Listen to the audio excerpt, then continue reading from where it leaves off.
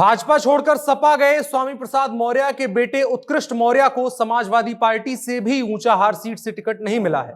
मंगल पांडे को एक बार फिर से समाजवादी पार्टी ने टिकट दिया है। स्वामी प्रसाद मौर्य को एक बार फिर से उन्हीं सवालों से दो चार होना पड़ रहा है जिनकी वजह से वो भाजपा छोड़कर समाजवादी पार्टी में गए थे। कहा गया था कि ऊंचा हार सीट से स्वामी प्रसाद मौर्य के बेटे को भाजपा से टिकट नहीं मिला, इसलिए भाजपा छोड़कर सपा चले गए। लेकिन अब समाजवादी पार्टी ने भी उनके बेटे को रायबरेली की ऊंचा हार सीट से टिकट नहीं दिया है और 159 उम्मीदवारों की जो लिस्ट आई है उसमें कहीं भी नाम उत्कृष्ट मौर्य का नहीं है। और अब उनके बेटे को भी उसी प्रत्याशी के लिए प्रचार करना होगा जिसने पिछले विधानसभा चुनाव में उनको मात्र 2000 वोटों से हराया था, यानी समाजवादी पार्टी के विधायक मनोज पांडे के लिए। इसको एक तरह से स्वामी प्रसाद मौर्य की राजनीतिक महत्वाकांक्षा को झटका लिखा जा रहा है, क्योंकि भले ही स्वामी प्रसाद मौर्य सबके सामने ये कह रहे हो कि अपने समाज के हित और सरकार के कामकाज से नाराज होकर के मैंने पार्टी छोड़ी है, लेकिन अंदर ही अंदर सबको ये पता है कि उन्होंने भाजपा क्यों छोड़ी थी। और वो इसी उम्मीद से भाजपा छोड़ करके गए थे कि सपा में उनको बराबर का स्थान मिलेगा। जिस 15-10% वोट का उनके पास प्रतिनिधित्व करने का दावा कर रहे थे, उसके आधार पर उनको कुछ सीटों पर तो टिकट अपने मन से देने के लिए मौका मिलेगा और कम से कम उनके बेटे को तो सपा से टिकट मिल ही जाएगा। लेकिन समाजवादी पार्टी ने स्वामी प्रसाद मौर्य के बेटे उत्कृष्ट मौर्य को 2017 में हराने वाले सपा के ही विधायक मनोज पांडे को दोबारा से ऊंचा हार सीट से टिकट दिया है। अब समझते हैं ऊंचा हार सीट का गणित और स्वामी प्रसाद मौर्य का राजनीतिक महत्वाकांक्षा का जोर का झटका धीरे से कैसे लगा है। नमस्कार, मेरा नाम है अनुराग मिश्रा और आप देख रहे हैं जनता जंक्शन। तो समाजवादी पार्टी ने कल उत्तर प्रदेश विधानसभा चुनाव के लिए तमाम चुनाव आयोग के दबावों के बीच में अपने 159 और उम्मीदवारों की लिस्ट सार्वजनिक कर दी। हर किसी की निगाह टिकी हुई थी अलग अलग कारणों से। उसमें एक कारण यह भी था कि स्वामी प्रसाद मौर्य के बेटे को टिकट कहां से मिलेगा। स्वामी प्रसाद मौर्य लगातार रायबरेली की ऊंचा हार सीट से अपने बेटे उत्कृष्ट मौर्य के टिकट की पैरवी कर रहे थे, और चाहे वो भारतीय जनता पार्टी में रहे हो या फिर समाजवादी पार्टी में। लेकिन समाजवादी पार्टी ने उनकी एक ना सुनते हुए अपने वर्तमान विधायक मनोज पांडे को ही टिकट दिया और इसको राजनीतिक गलियारे में स्वामी प्रसाद मौर्य की राजनीतिक महत्वाकांक्षा को झटका माना जा रहा है। और स्वामी प्रसाद मौर्य की राजनीतिक महत्वाकांक्षा से हम सभी वाकिफ हैं। किस तरीके से जब बहुजन समाज पार्टी में सतीश चंद्र मिश्रा का कद बढ़ा तो फिर और स्वामी प्रसाद मौर्य का उसी के बरक्स घटता गया, तो फिर तुरंत स्वामी प्रसाद मौर्य ने बसपा छोड़कर भाजपा ज्वाइन कर ली। भाजपा में जब चुनाव के दौरान स्वामी प्रसाद मौर्य को यथोचित सम्मान नहीं मिला तो भाजपा छोड़कर सपा ज्वाइन कर ली।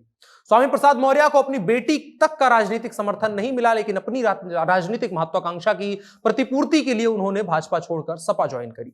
उनकी बेटी के बारे में अगर थोड़ा सा बात करें, संघमित्रा मौर्य उनका नाम है, बदायूं से भाजपा की सांसद हैं। उन्होंने खबर बीच में ये आई थी कि उनके पिताजी जा रहे हैं, उसके बाद वो भी समाजवादी पार्टी में ही चली जाएंगी। लेकिन धीरे धीरे ये बात समझ में आई, अब खास करके अब समझ में आ रही है जब 159 उम्मीदवारों की लिस्ट में उत्कृष्ट मौर्य का नाम नहीं है कि क्यों अपने पिता के सपा में जाने के बाद भी संघमित्रा मौर्य भाजपा छोड़कर नहीं गई। इसको समझिए, संघमित्रा मौर्य ने अखिलेश यादव के छोटे भाई धर्मेंद्र यादव को बदायूं से हराया था। बदायूं जो कि समाजवादी पार्टी की मजबूत सीटों में से एक है।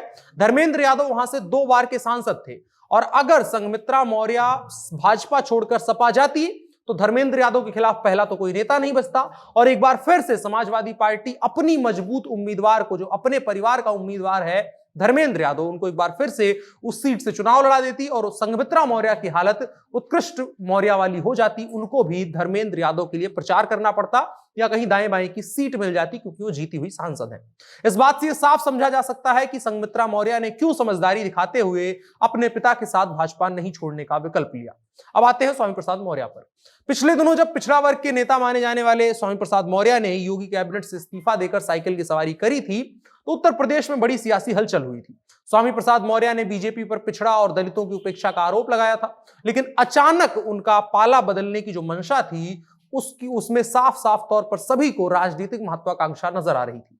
पार्टी छोड़ने के बाद बीजेपी की ओर से भी यही प्रतिक्रिया सामने आई कि वो अपने बेटे के लिए टिकट मांग रहे थे, उत्कृष्ट मौर्य के लिए टिकट मांग रहे थे ऊंचा हार सीट से।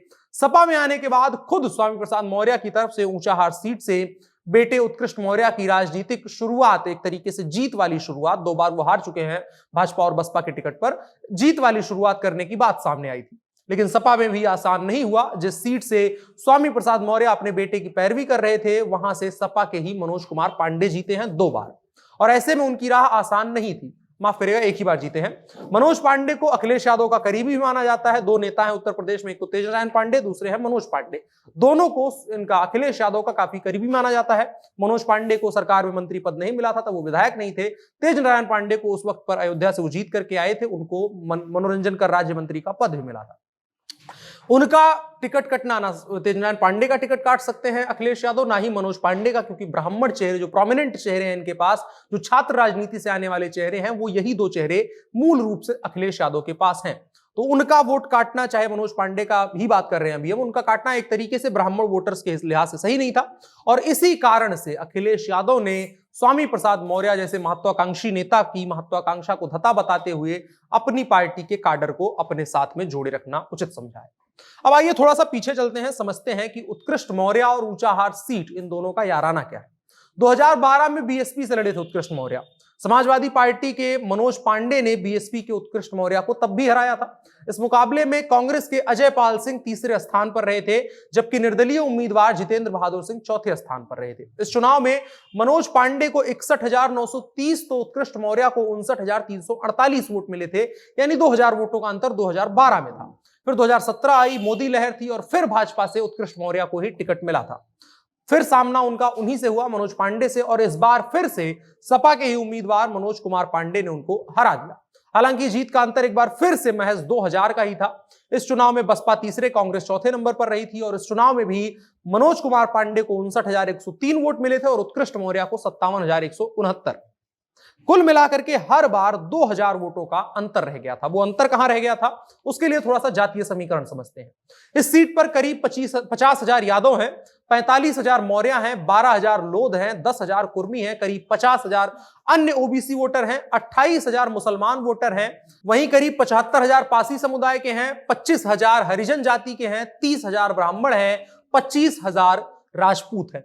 अब अगर हम देखें उत्कृष्ट मौर्य और समाजवादी पार्टी का साथ, तो ये सारे समीकरण, जिस तरह से ब्राह्मण वोटर हैं, मौर्य वोटर हैं और इसके अलावा जो कुर्मी वोटर हैं और अन्य ओबीसी वोटर हैं, वो कुल मिलाकर के जाते हैं उत्कृष्ट मौर्य के पाले में। लेकिन फिर भी उनको टिकट नहीं मिला है। स्वामी प्रसाद मौर्य की बात नहीं मानी गई है। मनोज पांडे जो 2 बार के यहाँ के विधायक रह चुके हैं, उनको ही टिकट दिया गया है। तो साफ इससे मतलब समझ में आता है कि समाजवादी पार्टी हर हालत में अपने काडर के साथ में रहना चाहती है। कई जगहों पर ये शिकायतें निकल करके सामने आई थी कि समाजवादी पार्टी ने बाहर के नेताओं को टिकट दिया और अपने काडर को पीछे छोड़ दिया। और मनोज पांडे की अगर बात करें तो वहां पर उनका विरोध हो रहा है। 10 साल से विधायक हैं, तो जाहिर सी बात है थोड़ा बहुत विरोध होगा और वहां पर विरोध हो भी रहा है। 50,000 से ज्यादा जो वोट हैं वो सपा के हैं और साथ ही मौर्य के 45,000 वोट हैं, जो हमने आपको पहले ही बताया कि अगर इन तमाम जातीय समीकरणों को देखें तो मनोज पांडे से ज्यादा मजबूत उम्मीदवार उत्कृष्ट मौर्य साबित होते हैं। लेकिन अब वही चीज हुआ है कि वो भी भाजपा छोड़ करके सपा में आ गए हैं। अगर उत्कृष्ट मौर्य भाजपा में होते तो शायद मनोज पांडे के लिए मुश्किल पैदा कर सकते थे। टिकट अगर नहीं भी मिलता तो मनोज पांडे के खिलाफ प्रचार कर सकते थे और मनोज पांडे को हराने की एक संभावना पैदा कर सकते थे। लेकिन अब ना लड़ने की स्थिति में है और ना ही प्रचार करने की विरोध में स्थिति में है।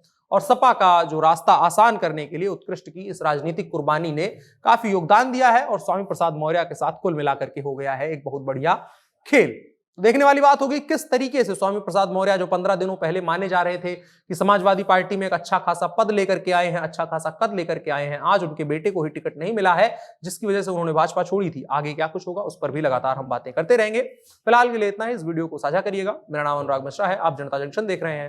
कैमरे पर मेरे साथ ओम प्रकाश हैं। शुक्रिया।